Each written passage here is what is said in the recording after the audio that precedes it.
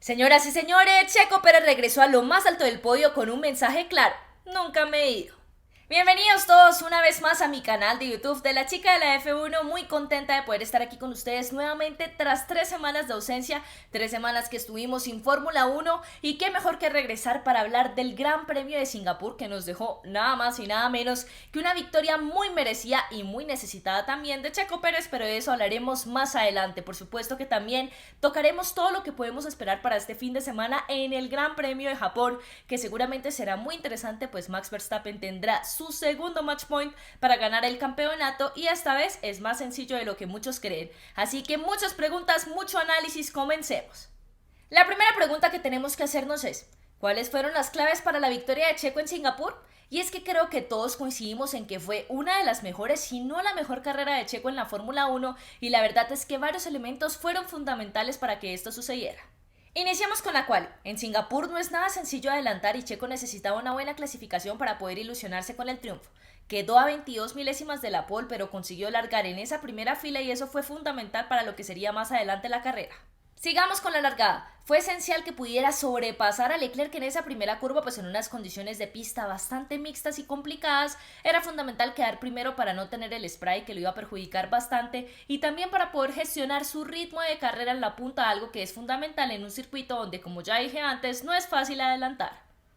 Luego, además de la buena estrategia, las buenas paradas en pits y el gran manejo que estaba teniendo Checo Pérez ese día, fue fundamental que se secara la pista sobre el final. En condiciones de pista mojada, la diferencia con Leclerc no era mucho y si bien Checo se estaba defendiendo muy bien, no estaba para nada sencillo conservar la posición hasta el final.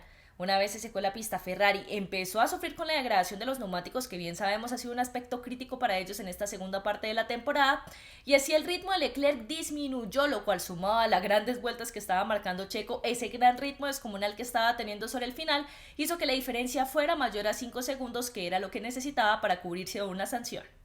Finalmente, un detalle no menor y que muchos han olvidado: la mentalidad. ¿A qué me refiero? A que con la investigación sobre el final y esa posible sanción, Checo no se puso nervioso ni se bloqueó, sino que por el contrario aumentó el ritmo. Metió unas vueltas descomunales sabiendo que le podían quitar esa primera posición y no se agüitó, como dirían en México, y logró tener esa confianza firme para poder sacar un ritmo descomunal. La verdad es algo a aplaudir y que para muchos puede parecer sencillo, pero no lo es. Hablando de la sanción, nos vamos a la polémica con nuestra segunda pregunta. ¿Se quedó corta la sanción de la FIA a Checo? Primero recapitulemos qué fue lo que sucedió. Checo Pérez fue sancionado con 5 segundos en el Gran Premio de Singapur por infringir el procedimiento del safety car. Esto quiere decir que no cumplió con las normas establecidas cuando el coche de seguridad sale a la pista. Para muchos fue una sanción de 5 segundos que se quedó bastante corta, pues no fue una infracción sino 3 en total. Mi opinión: creo que la FIA sancionó bien y lo explican muy bien. Los comisarios definieron que Checo se alejó mucho durante el safety car en 3 oportunidades. Primero en la vuelta 10, por lo cual recibió una reprimenda, después en la vuelta 36, por lo cual recibió un llamado de advertencia del director de carrera y nuevamente en el mismo giro, lo que le ameritó una sanción de 5 segundos. A mi modo de ver, la FIA argumenta bien los motivos de su decisión y si tenemos en cuenta las condiciones de pista mixta que complicaban el desacelerar y frenar, es una decisión más que acertada. Varias veces han sido mucho más ligeros o suaves a la hora de castigar, pero nadie dice nada porque se trata de su piloto favorito. Ahora bien, dejando a un lado el tema de la sanción, nadie merecía más esa victoria que Checo Pérez y habría sido absurdo que Leclerc, sin liderar ninguna vuelta del Gran Premio, ganara la carrera cuando claramente el mexicano era merecido triunfador. Para terminar el tema de Checo, hay una última pregunta que me gustaría hacer. ¿Necesitaba Checo esta victoria? Mi respuesta es que sí, la necesitaba con urgencia, pues no venía en un buen momento y estaba pasando por muchas dificultades. Complicaciones con el coche, no se adaptaba bien y esto le sirve para recuperar confianza antes de ir a América a disputar 2 grandes premios donde prácticamente va a jugar como local. Ahora las cosas hay que decirlas. Espero que esta victoria de Checo deje atrás el debate en el que muchos se enfrascaron y se quedaron de que el coche estaba únicamente orientado a Max, de que Red Bull estaba saboteando a Checo, etcétera, etcétera. Sí, es verdad que puede que la evolución del coche haya favorecido más el estilo de manejo de Checo, pero Checo pudo ganar con este coche, destacar con este coche en Singapur y esperemos que pueda mantenerse de esta manera. Pero no nos quedemos únicamente en Checo y hablemos de su compañero de equipo. ¿Tuvo Max Verstappen su peor fin de semana de la temporada?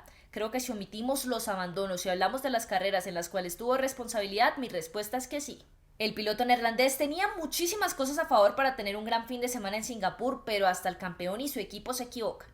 Tuvo algunos fallos en sus primeros intentos en Q3 y luego el fallo fue del equipo dejándolo con poco combustible, lo cual afectó su posición de salida. En la largada puso el mapa equivocado, lo que le hizo perder 4 posiciones, y luego cuando intentaba adelantar a Norris se fue de largo, algo que no es normal que suceda en Max Verstappen. ¿Para qué sirve esto? Para apreciar que cualquiera puede cometer un error y que ni Max era un dios después de lo que pasó en Hungría, Spa, Zandvoort y Monza, y que tampoco es el peor después de lo que pasó este fin de semana en Singapur. Nadie es perfecto, cualquiera comete errores y hasta los campeones se pueden equivocar. Afortunadamente Max, con la ventaja tan grande que tiene, puede darse el lujo de tener estos pequeños fallos. Quinta pregunta para que hablemos de Ferrari. ¿Por qué los de Maranello no pudieron pelearle la victoria a Checo con Leclerc? Hay varios detalles a analizar, además, por supuesto, de la gran virtud que tiene el piloto mexicano. Perder la primera posición en la largada no ayudó y fue crítico. En condiciones de pista mixta era muy difícil que Leclerc pudiera rendir mejor que Checo cuando este no contaba con spray y podía gestionar el ritmo como líder de la carrera. Además, la parada de 5 segundos en pits no ayudó mucho y tampoco el hecho de que la pista se secara sobre el final. ¿Por qué? Porque en seco Ferrari empezó a sufrir muchísimo con la degradación y esto hizo que el ritmo de Leclerc disminuyera notablemente. Esto, sumado a las grandes vueltas y tiempos que estaba marcando Checo con un ritmo descomunal, permitieron que el mexicano sacara 7.5 segundos de ventaja, lo suficiente para mantener el liderato en caso de una posible sanción, que fue lo que sucedió. Y si hablamos de Ferrari, por supuesto que tenemos que hablar de Carlos Sainz. ¿Qué le pasó en Singapur? La respuesta es bastante sencilla: no tenía ritmo. Teníamos muchas expectativas en el español después de lo que vimos en las prácticas del viernes, pero él mismo lo dijo. Nunca pudo sentirse cómodo en condiciones de pista mojada y su mayor preocupación fue no cometer errores. Siempre estuvo bastante lejos del ritmo no solamente de Leclerc, sino también de Checo y lastimosamente tuvo que conformarse con un tercer lugar. Ahora bien, ¿su peor carrera en años como muchos dicen? No creo. No fue su mejor día, pero tampoco exageremos las cosas. Eso sí, va a tener que levantar cabeza en Suzuka, pues necesita sumar puntos importantes para poder estar peleando ahí una posición más en el campeonato de pilotos. Antes de cerrar la página de Singapur, tenemos que hablar de Alpine y preguntarnos: ¿podrán pelear la McLaren en el cuarto lugar en el campeonato de constructores? Hace una semana la respuesta tal vez parecía obvia, pero con el doble abandono de la escudería francesa en Singapur y con la gran sumatoria de puntos que tuvo la escudería de Woking con Norris cuarto y Ricciardo quinto, ahora es McLaren quien está cuarto en el campeonato de constructores con 129 unidades y se complica un poquito el panorama. Apenas hay 4 puntos de diferencia, es verdad, pero mi pregunta es: ¿podrá Alpine ser fiable por el resto de la temporada? Porque Alonso está conduciendo un gran nivel, como pudimos ver en la quali de Singapur y también durante la carrera, defendiendo por muchas vueltas ante Verstappen, pero si el coche se apaga no puede hacer nada. No quisieron penalizar en Bélgica, tampoco en Italia, y ahora seguramente van a tener que penalizar en un circuito como Suzuka, donde no es muy sencillo adelantar y donde McLaren podía sacar alguna ventaja.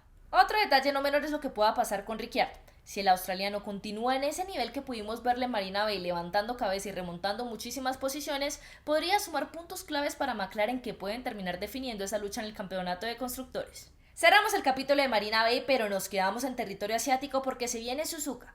¿Quién es favorito para ganar en Japón? Es una carrera que no corremos desde 2019, por lo cual no tenemos muchos datos recientes, pero sabemos que es un circuito bastante técnico. Tiene bastantes curvas, pero también tramos donde se necesita velocidad punta, por lo cual la eficiencia aerodinámica es fundamental, algo en lo cual creo que Red Bull podría sacar ventaja. Y para cerrar este video, la pregunta que seguramente muchos están haciendo: ¿Max Verstappen sí puede ser campeón en Japón a pesar de lo que pasó en Singapur? La respuesta es que sí, y para sorpresa de muchos depende de sí mismo. Max solamente necesita sumar 8 puntos más que Leclerc en esta carrera para poder ser bicampeón del mundo, y para esto lo único que necesita es ganar la carrera y conseguir la vuelta rápida para depender de sí mismo. Obviamente, dependiendo de qué posición finaliza Leclerc se podrían hacer cuentas, pero si Max gana y consigue la vuelta rápida, ya es campeón del mundo. Hasta aquí el análisis por hoy de todo lo que sucedió en Singapur, pero también de lo que se viene para este Gran Premio de Japón, que seguramente va a estar supremamente interesante. Muchísimas gracias por acompañarme siempre y no olviden darle like a este video y comentar sus impresiones, así como suscribirse no solamente a mi canal de YouTube de La Chica de la F1, sino también a todas mis redes sociales. Recuerden que aparezco como La Chica de la F1 en TikTok y en Instagram, donde cada vez seguimos sumando más seguidores y haciendo esta comunidad mucho más grande. Nos vemos la próxima semana para analizar lo que nos dejó Suzuka y recuerden seguirme y estar pendiente a toda la información y actualidad de la Fórmula 1. Chao, chao.